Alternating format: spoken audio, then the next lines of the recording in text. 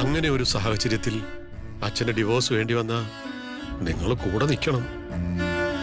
അല്ലെങ്കിൽ അച്ഛൻ ഈ ഭൂമിയിൽ പോകും, ഉറപ്പാ.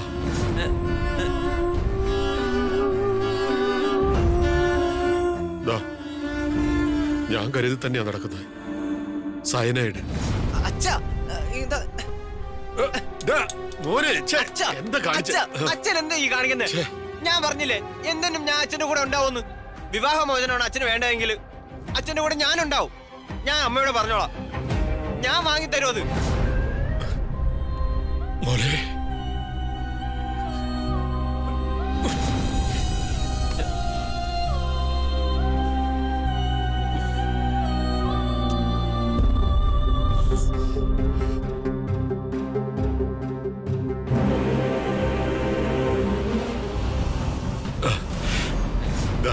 എന്തിനാ ഇത്? അച്ഛന്റെ ഒരു സന്തോഷത്തിനാ മോനെ, നീ ഇത് വെച്ചോ. അച്ഛൻ എന്തിനാ എനിക്ക് പൈസ തരുന്നേ? എനിക്ക് എന്തെങ്കിലും ആവശ്യം ഉണ്ടെങ്കിൽ ഞാൻ ചോദിച്ചോളാം. നീ അപ്പൊ ഇത് വാങ്ങില്ല? അച്ഛൻ തരുന്ന പണം നീ അപ്പൊ വാങ്ങില്ല അല്ലേ? അച്ഛൻ എനിക്ക് പണം തരുന്നത് എന്തിനാ? ഞാൻ ചോദിച്ചില്ലല്ലോ. അച്ഛന്റെ സന്തോഷത്തിനാടാ മോനെ, നീ ഇത് വാങ്ങണം.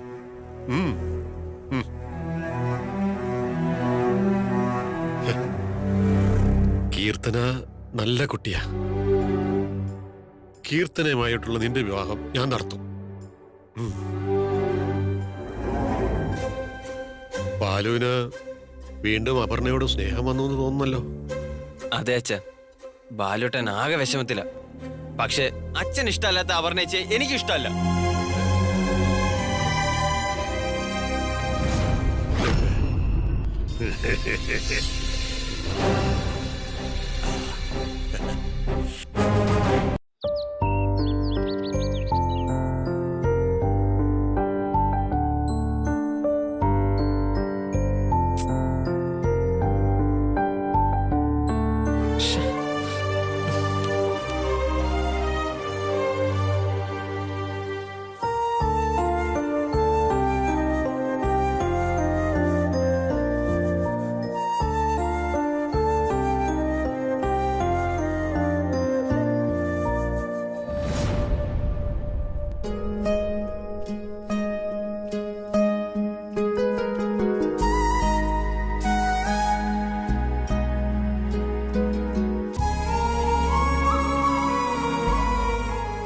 മോനെ ചായ. എനിക്കൊന്നും വേണ്ട. വേണ്ടേ? വേണ്ടെങ്കി വേണ്ട. സന്തോഷം. എന്നെന്താ കളിയാക്കുവാണോ? കളിയാക്കേ? ആര് കളിയാക്കി? ഞാൻ കാര്യമായിട്ട് തന്നെ ചെയ്തതാ. നിനക്ക് വേണ്ടെങ്കി നീ കഴിക്കണ്ട. മുമ്പ് ചായയും പലഹാരവും വേണ്ടാന്ന് പറഞ്ഞാലേ കഴിക്കടാ കുടിക്കടാന്ന് പറഞ്ഞ് പുറകെ നടക്കുമായിരുന്നു. അതൊക്കെ അങ്ങ് പണ്ടത്തെ സുധാമണി. ഇപ്പോ സുധാമണി നൈസായിട്ടൊന്ന് മാറിയിട്ടുണ്ട്. ഞാൻ സമനില തെറ്റി നിൽക്കുവാ. തെറ്റണമല്ലോ. തടിമിടുക്ക് ഭാര്യയോട് തീർത്തോനല്ലേ നീ? ഒരു കാരണവുമില്ലാതെ ആ പാവത്തിന്റെ കാരണത്തെ അടിച്ചവനല്ലേ നീ? അപ്പൊ സമനില തെറ്റും, ഉറപ്പായിട്ടും തെറ്റും. ഇങ്ങനെ സമനില തെറ്റുന്നതിനെ പറ്റിയൊരു ചികിത്സയുണ്ട്. താമസിയാതെ ഞാനത് തരുന്നുണ്ട്. അമ്മയൊന്ന് പോയി തരാവോ? ഞാൻ പോണോന്നോ? എങ്ങോട്ട്? എടാ, ഇത് എന്റെ വീടാ. ഞാൻ അധ്വാനിച്ച് ഞാൻ വാടക കൊടുത്ത് താമസിക്കുന്ന എന്റെ വീട്. ഈ വീട്ടിൽ നിന്ന് ഞാൻ പോണോന്നോ? വീട്ടിൽ നിന്ന് ഇറങ്ങേണ്ടതേ എന്റെ മക്കളാ. എന്റെ ഔദാര്യത്തിലാ ഇപ്പോ ഇവിടെ നിങ്ങൾ കഴിയുന്നത്. നിക്ക്, പറഞ്ഞു തീർന്നിട്ടില്ല. ഞാൻ ശ്രദ്ധിക്കുന്നുണ്ട്. കൊറേ ദിവസമായി അന്തം വിട്ട് കുന്തം വിഴുങ്ങിയ പോലുള്ള ഇരിപ്പ്, ദേഷ്യം കാണിക്കലും ഉറക്കമില്ലായ്മയും ദഹനക്കേടും. എടാ, ഇതൊക്കെ എന്തുകൊണ്ടാന്ന് എനിക്ക് മനസ്സിലായി. അപ്പു ഇവിടെ ഇല്ലാത്തോണ്ടല്ലേ? എന്താ എന്താ പറഞ്ഞേ? ഞാൻ പറഞ്ഞത് കേട്ടിട്ടില്ല? കേട്ടില്ലെങ്കിൽ ചെവി ഒന്ന് ഡോക്ടറെ കൊണ്ടുപോയി കാണിക്കണേ. എന്തായാലും ഒന്നുകൂടി പറയാം, അപ്പു മോൾ ഇവിടെ ഇല്ല. അതാണ് നിന്റെ പരവേശത്തിനൊക്കെ കാരണമെന്ന്. അവള് വീട്ടിൽ പോയിന്ന് വെച്ച് എനിക്കെന്താ? എനിക്കൊന്നുമില്ല. അച്ചോടാ. എടാ, നീ ഇപ്പൊ ഇവിടെ ഇരുന്ന് ആലോചിച്ച് തന്നെ അപ്പുനെ കുറിച്ചല്ലേ? രാവിലെ ഉണരുന്നതും രാത്രി ഉറങ്ങുന്നതും ഒക്കെ അപ്പുനെ ആലോചിച്ചിട്ടല്ലേ? നീ നേരത്തെ പറഞ്ഞില്ലേ സമനില തെറ്റി നിൽക്കാന്ന്? ആ സമനില തെറ്റിയത് അപ്പൂനെ കാണാഞ്ഞിട്ടല്ലേ? എടാ, ഭാര്യയ്ക്ക് പൊന്നും പണവും ഒന്നും കൊടുക്കണ്ട, കുറച്ച് സ്നേഹം അത്രമാത്രം മതി. അവളെ മനസ്സിലാക്കണം, അവളെ തിരിച്ചറിയണം.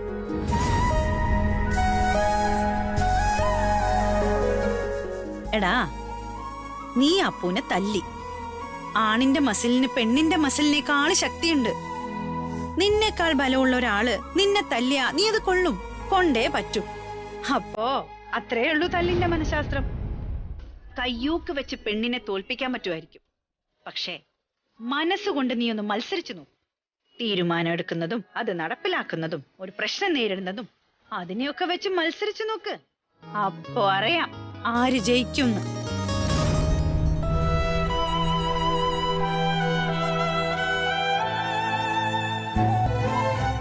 എടാ, എന്റെ മുഖത്ത് നോക്കി പറ, ഈ നിമിഷവും നീ ആഗ്രഹിക്കുന്നില്ലേ അപ്പൂനെ ഒന്ന് കാണാൻ?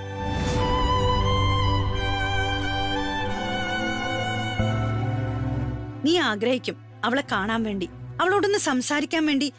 നീ അപ്പൂന്റെ പുറകെ നടക്കും, കെഞ്ചും, കാല് പിടിക്കും. ഇതൊക്കെ സംഭവിച്ചിരിക്കും. ഞാൻ ഒരിക്കൽ കൂടി ഓർമ്മിപ്പിക്കുന്നു, പണ്ടത്തെ സുധാമണിയല്ല ഇന്നത്തെ സുധാമണി. നിങ്ങൾക്ക് എന്നെ വേണ്ടെങ്കില് എനിക്ക് നിങ്ങളെയും വേണ്ട.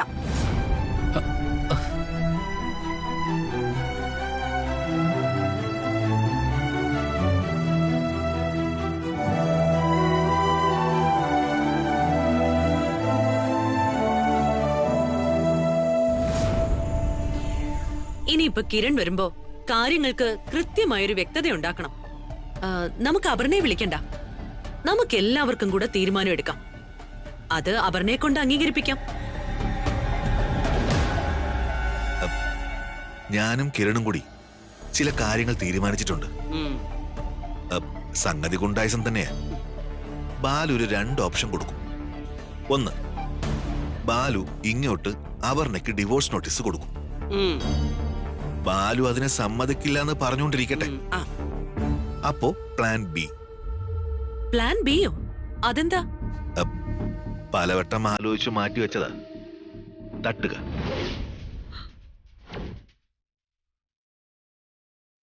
നേരത്തെ പറഞ്ഞില്ലേ ഗുണ്ടായിസം, അത് തന്നെ. സന്ദീപേ, അത് അവസാന കൈയായിട്ട് പോരെ? അതത്രേ ഉള്ളൂ അമ്മേ. ആദ്യം ഭീഷണി, അതിന് വഴങ്ങിയില്ലെങ്കിലേ ഉള്ളൂ പ്ലാൻ ബി.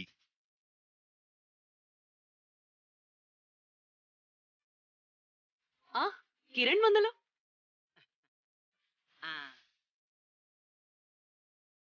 കിരന്റെ അപർണയുടെയും കാര്യം ഞങ്ങൾ സംസാരിച്ചുകൊണ്ടിരിക്കുകയായിരുന്നു. ഞാൻ പറയായിരുന്നേ, നമ്മൾ മുന്നോട്ട് വെച്ചിട്ടുള്ള 2 ഓപ്ഷൻസ്. ബാലുവിനെ കൊണ്ട് ഡിവോഴ്സ് നോട്ടീസ് അയക്കുക, അല്ലെങ്കിൽ അവസാന കൈ. നിങ്ങൾ എല്ലാവരും എന്നോടൊപ്പം നിൽക്കുകയാണെങ്കിൽ കാര്യങ്ങൾ ഞാൻ മുന്നോട്ട് കൊണ്ടുപോകാം. അപർണയെ ഞാൻ പറഞ്ഞ് മനസ്സിലാക്കാം. അപർണയായിരിക്കും ഇനി കമ്പനിയുടെ MD. വിവാഹം കഴിഞ്ഞ് മറ്റേതെങ്കിലും രാജ്യത്തായിരിക്കും സെറ്റിൽ ചെയ്യുന്നത്. അപർണയ്ക്ക് ഇഷ്ടമുള്ളൊരിടത്താവാം. ആന്റിയും അങ്കിളും ഒക്കെ ഒന്നുകൂടെ എന്റെ വീട്ടിലേക്ക് വരണം. ആദ്യം അച്ഛനോടും അമ്മയോടും എല്ലാം ഒന്ന് സംസാരിക്കണം. ഞങ്ങള് വരാം, ഞങ്ങള് കണ്ട് സംസാരിക്കാം. സിറ്റി കണ്ട ഏറ്റവും വലിയ വിവാഹമായിട്ട് നമുക്ക് ഈ വിവാഹം നടത്തണം. ആരുടെ കല്യാണക്കാരിയാ ഈ പറയുന്നത്? ആന്റി, സന്ദീപങ്ങളെ, അപർണയോട് ഞാൻ സംസാരിക്കാം. അപർണ വരൂ, ഇവിടെ ഇരിക്കെ. നമുക്ക് ജസ്റ്റ് കുറച്ച് കാര്യങ്ങൾ സംസാരിക്കാം. കിരൺ സർ, വ്യക്തിപരമായി നമ്മുടെ ലൈഫിൽ ഒരുപാട് കാര്യങ്ങൾ പറയാനുണ്ടാവും. നമ്മള് വിവാഹം കഴിക്കാൻ വേണ്ടി കല്യാണ മണ്ഡപം വരെ എത്തിയതാ. അതൊക്കെ ശരി തന്നെയാ, പക്ഷെ അതൊക്കെ കഴിഞ്ഞു. അതെന്നെ സംബന്ധിച്ച് കഴിഞ്ഞ ഘട്ടം.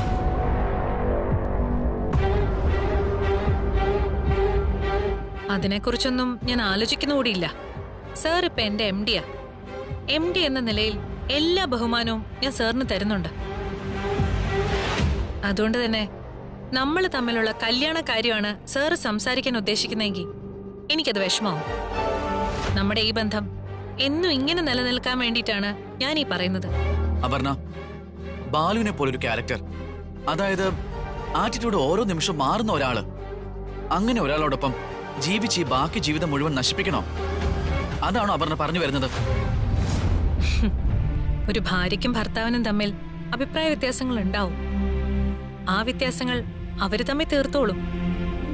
മറ്റാരും ഇടപെട്ട് ആ അവസരം മുതലെടുക്കരുത്. അത് മാത്രമേ എനിക്ക് പറയാനുള്ളൂ. അപ്പോ ഞങ്ങളുടെ തീരുമാനം എന്താന്ന് വെച്ചാ? നിങ്ങളുടെ തീരുമാനം എന്തായാലും എന്റെ തീരുമാനം ഞാൻ പറയും. അപർണ,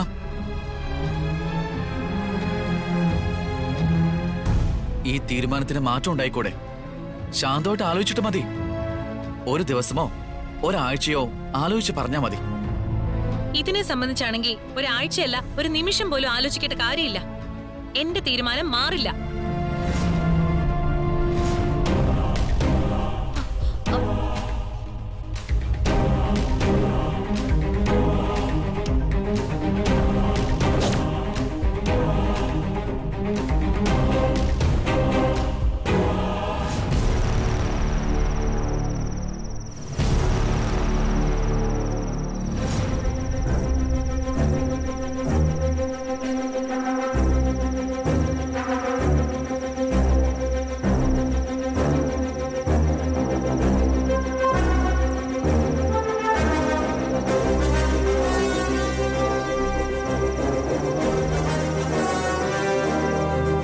അപ്പൂന് ടെൻഷൻ കൊടുക്കണ്ട, ഒക്കെ ഞാൻ ഡീൽ ചെയ്തോളാം.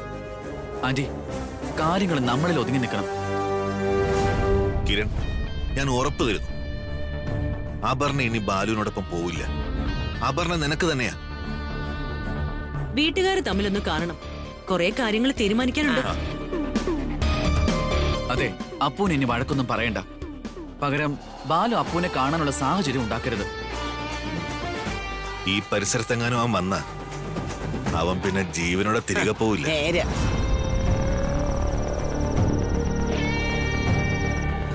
സന്ദീപ് അങ്കിൾ പറഞ്ഞതുപോലെ അവൻ അപ്പൂനെ കാണാൻ വന്ന ജീവനോടെ പോവരുത്. അത് കിരൺ പേടിക്കണ്ട. അവൻ ഇവിടെ വന്ന സന്ദീപേട്ടൻ പറഞ്ഞതുപോലെ പിന്നെ അവൻ തിരിച്ചു പോവില്ല. നീ ഇതെവിടെ പോവാ? ഒന്ന് ഫോൺ ചെയ്യണം, റൂമിനകത്ത് റേഞ്ച് ഇല്ല.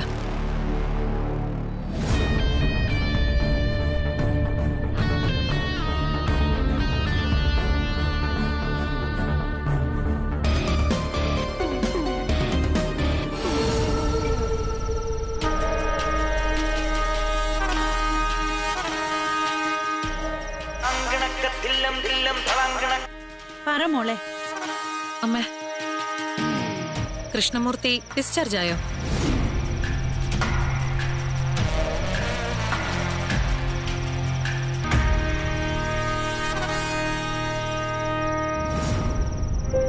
എനിക്ക് അപ്പൂനോടൊന്ന് സംസാരിക്കണം. ചെയ്ത തെറ്റുകൾക്ക് മാപ്പ് പറയണം. ഇല്ലമ്മേ, ബാലു തല്ലിയത് എന്റെ മനസ്സിൽ നിന്ന് എപ്പോഴേ പോയി. പക്ഷേ ബാലുവിന്റെ സംശയം അത് മനസ്സിന്ന് പോകുന്നില്ല. ഇല്ല മോളെ, എല്ലാം കലങ്ങി തെളിയും. തീർച്ച എന്റെ ബാലു നന്മയുള്ളവനാ. ഇപ്പൊ അവൻ എന്റെ മോളെ എത്രമാത്രം ആഗ്രഹിക്കുന്നെന്ന് എനിക്കിപ്പോ ഊഹിക്കാൻ പറ്റും. അവന്റെ മനസ്സ് നിറയെ മോളാ, അതെനിക്ക് ഉറപ്പാ.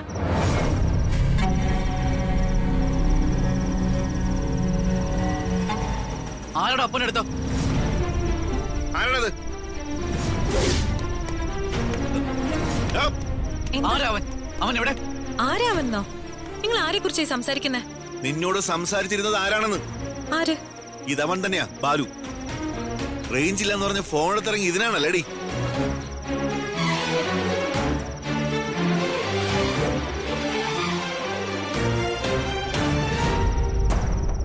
എന്താ കിരൺ, എന്താ സന്ദീപേട്ടാ? ബാലു ഈ കോമ്പൗണ്ടിലുണ്ട്, ഇതിനകത്തുണ്ട്. അവൻ ജീവനോട് ഇവിടുന്ന് പോരുത്. നോക്ക്, നിങ്ങൾ എന്താ ഈ പറയുന്നേ? ബാലു ഇവിടെ വന്നെന്നോ?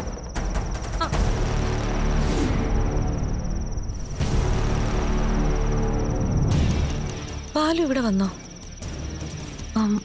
ബാലുവിന്റെ ഫീല് തോന്നിയത് ബാലു ഇനി ഇവിടെ വന്നതുകൊണ്ടാണോ?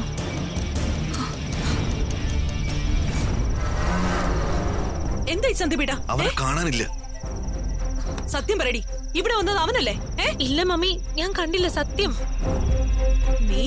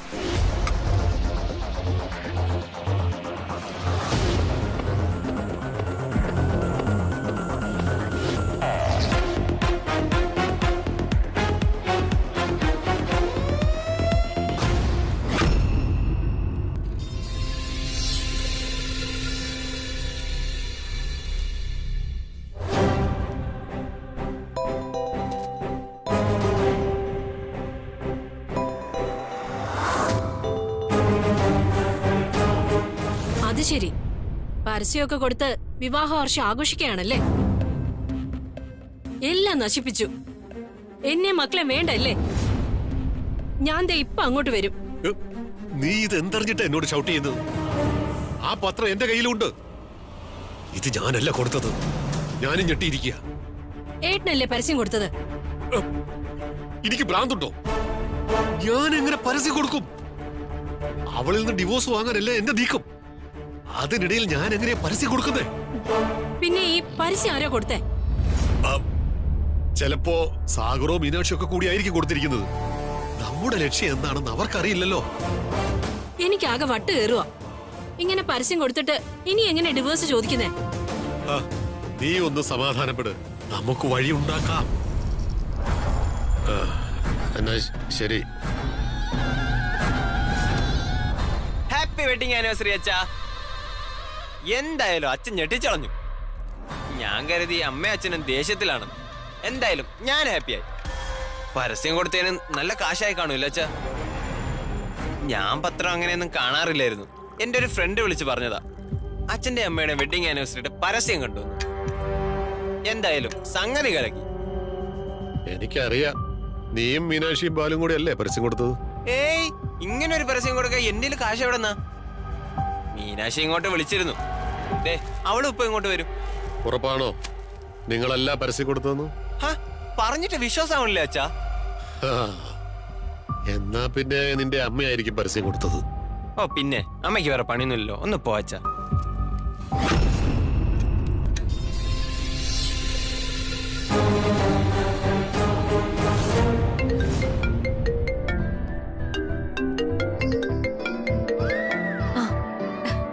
എന്താ തകർത്തു മോളെ, പൊളിച്ചടുക്കി. സത്യം പറഞ്ഞ പത്രം കണ്ട അമ്മ ഞെട്ടിപ്പോയി. നാളത്തെ പത്രം നോക്കണം. ഒരു സംഭവം ഉണ്ടെന്ന് പറഞ്ഞപ്പോ ഇതായിരിക്കും ഞാൻ വിചാരിച്ചതേയില്ല. അമ്മ നോക്കിക്കോ, കൃഷ്ണമൂർത്തിയുടെയും രേണുകയുടെയും കള്ളത്തരങ്ങൾ നമ്മൾ ഓപ്പണായി പൊളിച്ചെടുക്കും. ഇതൊരു തുടക്കം മാത്രം അമ്മേ. ഞാനിപ്പോ പൂർണ്ണമായിട്ടും ഒരുങ്ങി തന്നെയാ മോളെ. എനിക്കിപ്പോ എന്തോ പുതിയൊരു ശക്തി കിട്ടിയിരിക്കുന്നു. ആ ശക്തി എന്റെ അപർണ മോള.